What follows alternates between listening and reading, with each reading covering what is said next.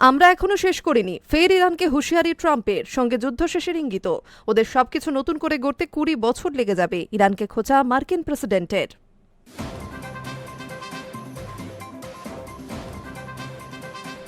Iran যুদ্ধ প্রায় শেষ হয়ে এসেছে, কিন্তু এখনও আমেরিকা এই যুদ্ধ শেষ করেনি।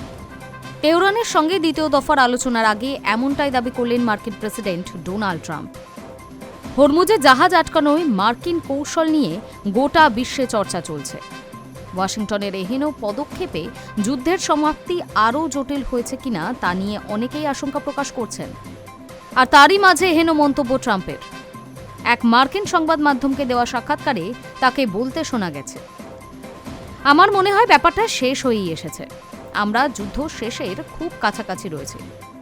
সেই সঙ্গে ইরানের উদ্দেশ্যে তার মন্তব্য, যদি এখনই পরিসমাপ্তি ঘটিয়ে দিই তাহলেও ওদের সবকিছু নতুন করে গড়তে 20 বছর লেগে যাবে এবং আমরা এখনো শেষ করিনি। দেখা যাক কি হয়। আমার তো মনে হয় ওরা একটা চুক্তি করতে মরিয়া হয়ে রয়েছে। হরমুজে জাহাজ আটকানোর মার্কিন কৌশল নিয়ে গোটা বিশ্বে চর্চা চলছে। ওয়াশিংটনের এহেন পদক্ষেপে যুদ্ধের সমাপ্তি আরও জটিল হয়েছে কিনা তা নিয়ে অনেকেই আশঙ্কা প্রকাশ করছেন। আর তারই মাঝে এহেন মন্তব্য ট্রাম্পের।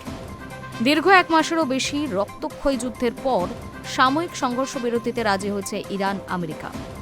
রফা সূত্র বের করতে সম্প্রতি ইসলামাবাদে দুপক্ষ আলোচনায় বসে, কিন্তু তা ব্যর্থ হয়।